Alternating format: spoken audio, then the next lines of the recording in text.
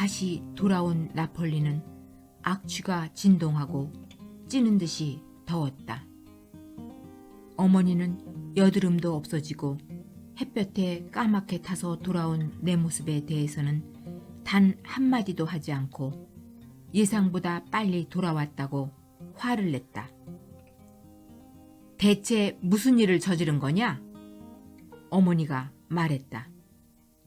무슨 잘못을 했기에 내 선생의 친척이 널 쫓아낸 거냐? 아버지의 반응은 전혀 달랐다. 아버지는 눈을 반짝이며 내게 칭찬을 퍼부었다. 그 중에서도 세상에 내 딸이 이렇게 예쁘다니 라는 말을 100번은 더 반복한 것 같았다. 동생들은 경멸하듯이 누나 흑인 같아 라고 했다. 거울을 보고 나도 놀랐다. 태양은 내 머리를 눈부신 금발로 만들었고 얼굴, 팔, 다리는 머리색과 대비되는 구릿빛으로 물들었다. 이스키아 섬에서 태양에 그을린 사람들 사이에 있을 때는 바뀐 내 모습이 주변 환경과 어울려 보였다. 하지만 사람들의 얼굴뿐 아니라 도로의 색상마저도 병자같이 창백한 우리 동네에서는 변한 내 모습이 비정상적으로 보였다. 사람들과 건물, 자동차로 붐비는 먼지 투성이의 찻길은 인쇄가 잘못된 신문에 실린 사진 같은 느낌을 주었다. 틈이 나자마자 나는 릴라를 찾아갔다. 뜰에서 릴라를 부르자 그녀가 창밖을 내다보고는 현관으로 달려나왔다. 릴라는 나를 포옹하고 입을 맞추며 그 어느 때보다 열정적으로 내게 칭찬을 퍼부었다. 나는 그녀의 넘치는 애정 표현에 잠시 넋이 나갔다. 한 달이 조금 넘는 기간이었는데 릴라야말로 많이 변해 있었다. 그새 소녀가 아닌 어엿한 여인이 되어 있었다. 나이도 18 정도는 되어 보였는데 내게는 어른처럼 느껴졌다. 예전에 입던 옷들이 깡동하고 꽉 끼어 보였다. 마치 몇 분 만에 갑자기 성장한 것처럼 그녀의 몸을 필요 이상으로 조이고 있었다. 키도 더 컸다. 등이 꼿꼿해졌다. 전반적으로 성숙해진 느낌이었다. 가녀린 목과 창백한 얼굴에서 섬세하고 비범한 아름다움이 느껴졌다. 나는 릴라가 긴장하고 있다는 것을 느꼈다. 길을 걸으면서도 계속 주변을 둘러보고 뒤를 돌아봤지만 내게 이유를 설명해 주지는 않았다. 나랑 함께 가자. 릴라가 말했다. 릴라는 내가 스테파노네 식료품점까지 함께 가주기를 바랐다. 릴라는 내 팔짱을 끼면서 덧붙였다. 너랑만 할 수 있는 일이야. 네가 돌아와서 얼마나 다행인지 몰라. 9월까지 기다려야 한다고 생각했거든. 그토록 서로에게 딱 달라붙어서, 그토록 다정하게, 그토록 다시 만난 것에 대해서 행복해하면서 공원까지 길을 함께 걸은 적은 없었던 것 같다. 릴라는 내게 상황이 갈수록 나빠지고 있다고 했다. 바로 전날 밤 마르첼로가 두 손 가득 달콤한 디저트와 샴페인을 들고 와서는 번쩍거리는 보석이 잔뜩 박힌 반지를 선물했다고 했다. 릴라는 부모님이 계실 때 문제를 일으키고 싶지 않아서 일단 반지를 받아서 손가락에 끼었다. 하지만 마르첼로가 떠날 때 문간에서 그에게 모진 태도로 반지를 돌려줘 버렸다. 마르첼로는 항변도 해보고 요즘 들어 종종 그랬듯이 위협도 해보다가 결국은 울음을 터뜨렸다. 페르난도 아저씨와 눈치아 아주머니는 일이 잘못되고 있다는 것을 즉각 알아차렸다. 아주머니는 이미 마르첼로에게 정이 들었고 매일 밤 그가 갖다 바치는 멋진 선물을 좋아했다. 아주머니는 텔레비전을 가지게 된 것도 뿌듯하게 생각했다. 페르난도 아저씨는 솔라라 집안과 친인척 관계를 맺을 것이라는 생각에 더 이상 생계 문제로 번민하거나 괴로워하지 않았다. 이런 까닭으로 마르첼로가 떠나버리자 부부는 무슨 일이 일어났는지 알아보기 위해서 평소보다 심하게 릴라를 다그쳤다. 그러자 리노가 정말 오랜만에 릴라의 편을 들고 나섰다. 릴라가 마르첼로 같은 얼간이를 원치 않는다면 그를 거부할 성스러운 권리가 있다고 소리질렀다.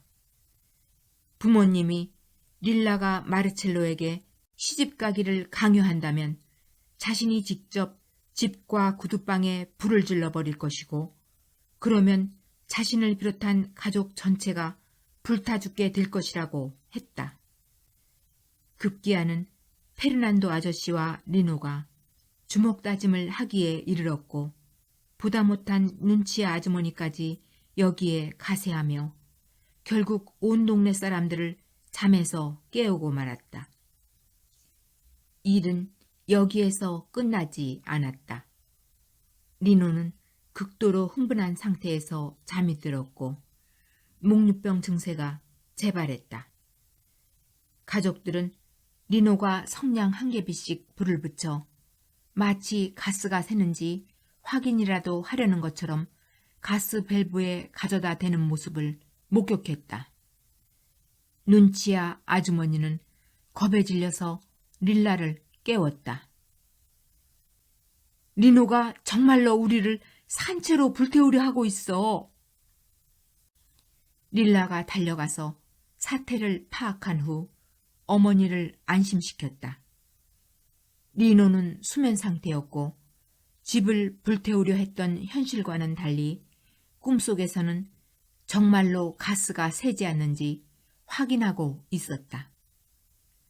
릴라는 오빠를 다시 침대에 눕히고 재웠다. 이젠 정말 견딜 수 없어. 릴라가 말했다. 넌 내가 어떤 일을 겪고 있는지 모를 거야. 난 이 상황에서 벗어나야만 해. 릴라는 내 몸으로 에너지를 충전이라도 하려는 것처럼 나에게 몸을 붙였다. 너는 정말 좋아 보인다. 릴라가 말했다. 넌 모든 일이 잘 풀리고 있으니 나를 도와줘야 해. 나는 릴라에게 무엇을 하든지 나를 믿으라고 했다. 릴라는 안심하는 것처럼 보였다. 내 팔을 꽉 잡고는 속삭였다. 저길 봐. 멀리서 빛을 발산하는 붉은색 점 같은 것이 보였다.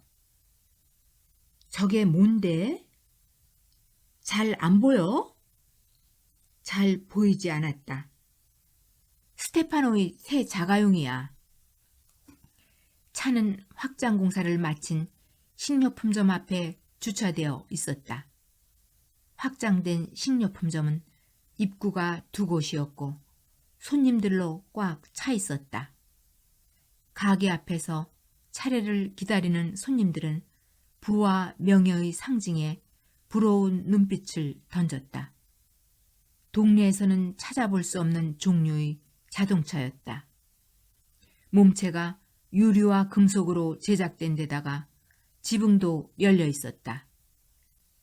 솔라라 형제의 밀레첸토 따위와는 비교할 수 없는 귀족들이나 탈 법한 자동차였다. 릴라가 누군가 공격이라도 해올 것을 기다리는 듯한 자세로 그늘 아래서 길 쪽을 감시하는 동안 나는 주변을 한 바퀴 돌아보았다. 식료품점 문간에서 기름에 찌든 셔츠 차림의 스테파노가 얼굴을 내밀었다. 그의 커다란 머리와 널찍한 이마는 전체적으로 불균형한 인상을 주었지만 못나 보이지는 않았다. 길을 건너오더니 내게 정중히 인사하며 말했다. 너 정말 좋아 보인다. 영화배우 같아. 그도 정말 좋아 보였다. 스테파노도 나처럼 햇볕에 그을려 있었는데 동네 전체를 통틀어 그렇게 건강해 보이는 사람은 우리 둘뿐이었던 것 같다. 내가 그에게 말했다. 정말 새까맣게 탔네. 일주일 동안 휴가를 다녀왔거든. 어디로? 이스키아 섬으로. 나도 이스키아 섬에 있었는데. 알아. 리나가 얘기해줬어. 찾았는데 보이지 않더라. 나는 손으로 자동차를 가리켰다. 차가 멋지네. 스테파노는 겸손하게 동의한다는 듯한 표정을 지어 보였다. 재미있다는 눈빛으로 릴라를 고개로 가리키며 말했다. 네 친구 때문에 이 차를 샀는데 저 아이는 내 말을 믿으려 하지 않아. 릴라는 아직도 심각한 표정으로 그늘 아래 서 있었다. 긴장한 것처럼 보였다. 스테파노가 살짝 비꼬는 말투로 릴라에게 물었다. 레누차가 돌아왔어. 어떻게 할래? 가자. 하지만 기억해. 내가 아니라 레누를 초대한 거야. 나는 너희와 동행하는 것뿐이고. 릴라가 어쩔 수 없다는 투로 말했다. 스테파노는 미소를 지으며 가게로 돌아갔다. 무슨 일이야? 내가 영문을 몰라 물었다. 나도 몰라. 릴라가 대답했다. 자신이 어떤 일을 자초하고 있는지 자신도 잘 모르겠다는 뜻이었으리라. 그녀는 아주 어려운 계산을 암산으로 푸는 것 같은 표정이었다. 모든 것이 결과가 확실하지 않은 실험의 일환인 것 같았다. 릴라가 말을 이었다. 모든 일은 이 자동차가 도착하면서 시작됐어. 스테파노는 처음에는 농담조였지만 점점 더 진지하게 자신이 그 차를 산 이유는 릴라를 위해서라고 했다. 단 한 번이라도 그녀를 위해 차문을 열어주고 그녀를 태우는 기쁨을 맛보기 위해서라는 것이었다. 이 차에 어울리는 사람은 너뿐이야. 7월 말 자동차를 받은 다음부터 릴라에게 끈질기지만 결코 불쾌하지 않은 정중한 태도로 드라이브를 가자고 했다. 알폰소나 피누차나 어머니를 태우기도 전이었다. 릴라는 계속 거절하다가 결국 이렇게 약속했다. 레누차가 이스키아 섬에서 돌아오면 그렇게 할게. 릴라가 나를 식료품점에 데려간 데에는 이런 내막이 있었고 이제 막 약속했던 일이 진행될 참이었다. 스테파노는 마르첼로에 대해서 알고 있어? 그럼 당연하지. 그런데? 그래도 계속 우겨. 릴라, 난 겁이 나. 우리가 얼마나 많은 두려운 일을 함께 했는지 잊었니? 난 그래서 너를 기다린 거야. 스테파노는 작업복을 벗어버리고 돌아왔다. 검은 머리에 그을린 얼굴, 빛나는 검은 눈의 스테파노는 흰 셔츠와 짙은 색상의 바지를 입고 있었다. 차문을 열고 운전대를 잡고 차 지붕을 활짝 열었다. 나는 뒷좌석의 좁은 공간으로 몸을 끼워 넣으려고 했는데 릴라가 나를 말리더니 자신이 뒷자리에 앉겠다고 우겼다. 나는 불편한 마음으로 스테파노의 옆좌석에 자리를 잡았다. 그는 새로 지은 건물들이 있는 방향으로 출발했다. 우리는 불어오는 바람에 더위를 식혔다. 나는 자동차의 속도에 취하고 스테파노의 편안한 태도에 마음이 안정되어 기분이 좋아졌다. 릴라가 굳이 말을 하지 않아도 설명을 다 들은 것 같았다. 스테파노는 릴라를 데리고 드라이브를 하려고 불타는 색상의 스포츠카를 구입했고 이제 막 드라이브가 시작될 참인 것이다. 스테파노는 릴라가 마르첼로와 얽혀있다는 것을 알고 있지만 걱정하는 기색을 조금도 나타내지 않고 수컷들 간의 규칙을 어겼고 나는 릴라와 스테파노의 가까운 관계를 숨기기 위해서 갑자기 이 일에 말려든 것이다. 내 존재는 우정일 수도 있는 릴라와 스테파노의 관계를 감추기 위해 필요했다. 물론 그들의 관계가 단순한 우정 같지는 않았지만 그날 드라이브를 하면서 뭔가 중대한 일이 일어나고 있었는데 릴라는 일부러인지 아니면 자신도 잘 몰라서인지 내가 이해하는 데 필요한 정보를 충분히 알려주지 않았다. 그 옛날 잉크를 적신 종이 조각을 던져댔을 때보다 훨씬 강도가 센 지진이 다가오고 있다는 사실을 모를 리가 없었는데도 말이다. 릴라에게 정말로 별다른 의도가 없다는 가능성도 배제할 수 없었다. 릴라는 그런 아이니까. 그녀는 단지 균형을 되찾는 법을 알아내기 위해서 일부러 모든 균형을 깰 수 있는 아이였다. 어느새 우리는 드라이브를 하고 있었다. 머리카락은 바람에 흩날리고 스테파노는 만족스러운 듯 능숙하게 자동차를 몰았다. 나는 그의 애인이라도 되는 양 그 옆에 앉아 있었다. 나보고 영화배우 같다고 했을 때 나를 바라보던 그의 시선을 생각했다. 그가 내 친구보다 나를 더 좋아하는 상상도 해보았다. 마르첼로가 그를 향해 총을 쏘는 끔찍한 상상도 해보았다. 그러면 자신감이 넘치는 이 잘생긴 청년은 릴라가 언급했던 그 구리냄비처럼 형태를 잃게 될 것이다. 새로 들어선 건물 사이로만 다니다 보니 솔라란의 주점 쪽은 피할 수 있었다.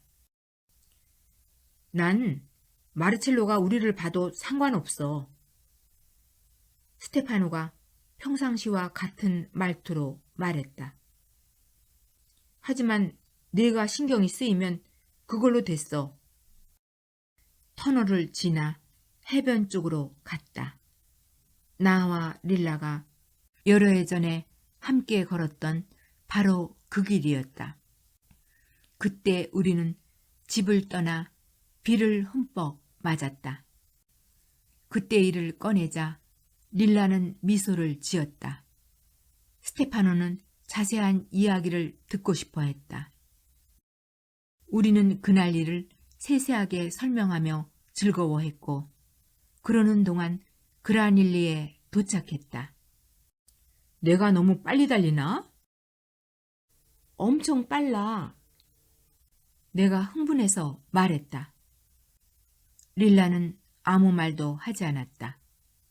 주변을 바라보며 이따금 내 어깨를 건드려서 길을 가다 보이는 모진 가난의 흔적이며 건물들을 가리켜 보였다. 스쳐가는 풍경 속에서 가슴 속에 품고 있던 어떠한 의구심에 대한 해답을 찾는 것 같았고 별다른 설명을 하지는 않았지만 나도 그녀와 같은 생각을 하기를 바라는 것 같았다. 그러더니 스테파노에게 밑도 끝도 없이 진지하게 물었다. 너는 정말 달라? 그는 룸밀러로 릴라를 바라보았다. 누구와? 알잖아. 스테파노는 바로 대답하지 않았다. 그러더니 사투리로 말했다. 진실을 원해? 응. 나는 그와 다르기를 원하지만 어떻게 될지는 모르겠어.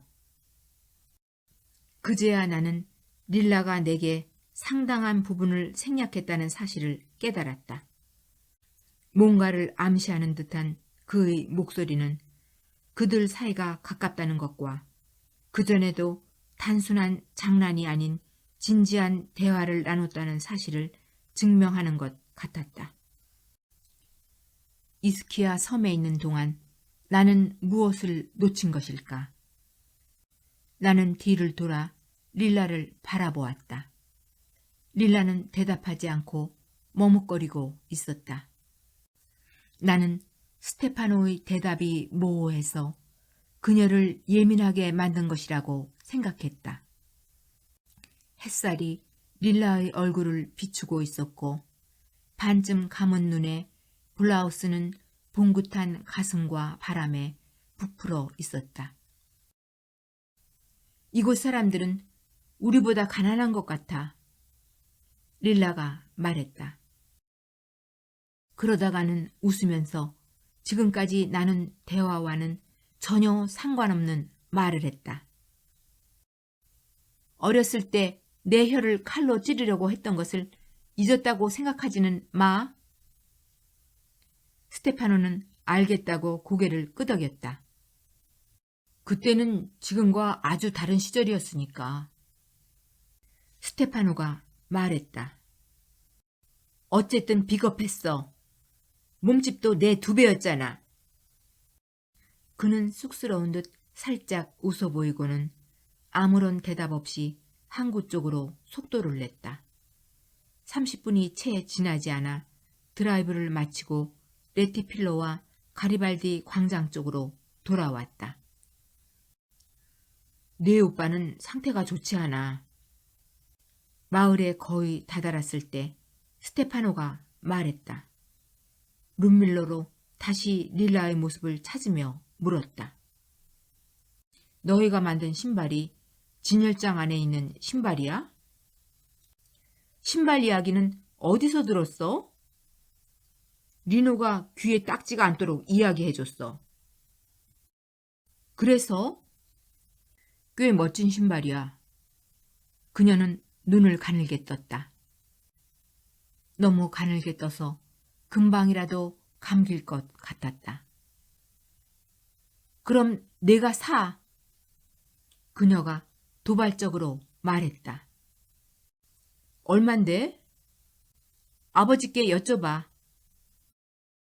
스테파노는 방향을 확 꺾어서 유턴을 했고 그 바람에 내 몸은 차문까지 밀려갔다. 우리는 구두방으로 가는 길에 들어섰다. 무슨 짓이야? 릴라가 걱정하며 말했다. 신발 사라며? 사러 가야지. 스테파노는 구두방 앞에서 차를 세웠다. 내게 차문도 열어주고 내가 내릴 수 있도록 손도 잡아주었지만 릴라는 홀로 내버려 두었다. 그녀는 혼자서 차에서 내려 뒤에 떨어져 있었다. 나와 스테파노는 리노와 페르난도 아저씨가 의아함과 불만이 뒤섞인 눈빛으로 우리를 바라보는 동안 진열장 앞에 잠시 서 있었다. 릴라가 다가오자 스테파노는 가게 문을 열고 나를 먼저 들여보냈다. 그런 다음 릴라가 들어가기도 전에 먼저 가게에 들어갔다. 그는 페르난도 아저씨와 리노에게 매우 정중한 태도로 진열장의 신발을 보고 싶다고 했고 리노가 신발을 가지러 달려나갔다. 신발을 받아든 스테파노는 신발을 꼼꼼히 살펴보더니 칭찬을 했다. 가벼우면서도 튼튼한 신발이네요. 손이 정말 예뻐요. 그리고 내게 물었다. 내가 보기엔 어때? 레누. 나는 민망해서 어쩔 줄을 몰랐다. 아주 멋져. 스테파노는 페르난도 아저씨에게 말했다. 따님이 오랜 시간 함께 작업을 해서 만든 신발이라고 설명해 줬습니다. 다른 신발도 제작하실 계획이 있으시다고요? 여성화를 포함해서 말입니다. 그래. 리노가 놀란 눈빛으로 동생을 바라보며 말했다. 그렇다네. 페르난도 아저씨가 어리둥절해 하며 말했다. 지금 당장은 아니지만 이해를 도울 수 있는 자료가 있을까요? 뭐 신발 그림 같은 거요. 리노는 거절당할 것을 두려워하며 릴라에게 말했다. 내 그림을 가지고 와봐. 놀랍게도 릴라는 거절하지 않았다. 가게 뒤편으로 가서 자신이 그림을 그린 종이들을 가져와 리노에게 내밀었고 리노는 그것을 스테파노에게 건네주었다. 벌써 2년도 더 전에 릴라의 머리에서 나온 디자인이 모두 있었다. 스테파노는 굽이 높은 여성 구두 그림을 내게 보여주었다. 너라면 이 신발을 살 것 같아? 응.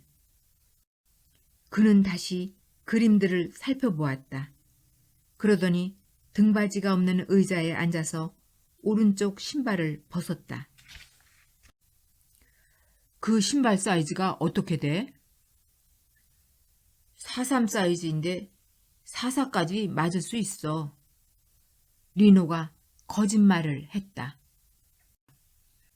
릴라는 스테파노 앞에 무릎을 꿇고 구두 주걱으로 그가 신발을 신는 것을 도와주는 광경을 연출해 모두를 놀라게 했다. 그녀는 스테파노의 반대쪽 신발도 벗기더니 같은 동작을 했다. 그때까지만 해도 신속하고 사무적인 태도로 일관했던 스테파노가 눈에 띄게 흥분했다. 릴라가 다시 일어날 때까지 기다렸다가 잠시 숨을 가다듬으려는 것처럼 가만히 있었다.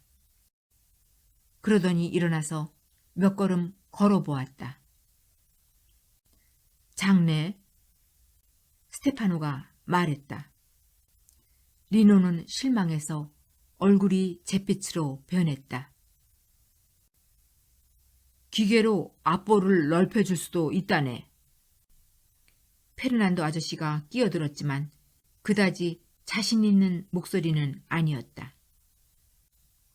스테파노는 나를 바라보고는 물었다. 어떤 것 같아? 잘 어울려. 그럼 사야겠다. 페르난도 아저씨는 태어난 듯 행동했지만 리노의 얼굴은 환해졌다.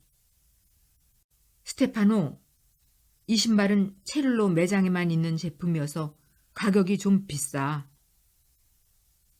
스테파노는 미소를 지어 보이고는 다정하게 말했다. 체를로 단독 모델이 아니면 내가 왜 이 신발을 사겠어? 언제면 완성될 것 같아? 리노는 표정이 밝아진 아버지를 바라보았다. 보통 사흘 정도는 기계에 놔두어야 해. 페르난도 아저씨는 말은 이렇게 했지만 실은 이 예기치 않은 행운을 만끽하기 위해서라면 열흘, 20알 정도가 아니라 한 달이라도 기다리라고 할 수 있을 것 같았다. 좋습니다. 아저씨는 적당한 값을 생각해 두세요. 저는 사흘 후에 와서 신발을 갖고 가지요. 그는 신발 그림이 그려진 종이를 다시 접더니 모두가 의아하게 바라보는 앞에서 주머니에 집어넣었다. 페르난도 아저씨와 리너와 악수를 하고 문 쪽으로 몸을 돌렸다. 내 그림은? 릴라가 냉정하게 말했다. 사우르에 가져다줘도 될까? 스테파노가 정중히 묻고는 대답을 기다리지 않고 가게 문을 열었다. 이번에도 내가 먼저 나갈 때까지 기다렸다가 가게 문을 나섰다. 릴라가 우리에게 왔을 때 나는 이미 스테파노 옆에 자리 잡고 있었다. 그녀는 잔뜩 화가 나 있었다. 아버지랑 오빠가 바보인 줄 알아? 무슨 말이야? 나나 우리 가족에게 허세 부릴 생각일랑 접어도. 날 모독하는 거야? 나는 마르첼로가 아니야. 그럼 누군데? 난 장사치야. 내가 그린 신발 같은 신발을 본 적이 한 번도 없어. 내가 산 신발뿐 아니라 전부 다 그래. 그래서? 생각 좀 해볼게. 3일 후에 보자. 릴라는 그의 생각을 읽고 싶다는 듯이 자동차 옆에 서서 그를 물끄러미 바라보다가 나라면 꿈도 꾸지 못할 법한 말을 했다. 마르첼로는 나를 돈으로 사려고 그 난리를 쳤지만 누구도 나를 돈으로 살 수는 없다는 것을 알아도. 스테파노는 몇 초간 릴라의 눈을 똑바로 바라보았다. 난 이득이 되지 않는 곳에는 단 한 푼도 쓰지 않아. 그렇게 말하고 자동차에 시동을 걸고 출발했다. 그제야 나는 이 드라이브가 허다한 만남과 오랜 대화 끝에 도달한 합의 같은 것이었다는 사실을 깨달았다. 나는 표준어로 힘없이 말했다. 부탁인데 나를 길모퉁이에 내려주겠어? 어머니가 단둘이 자동차에 타고 있는 것을 보면 날 가만두지 않을 거야.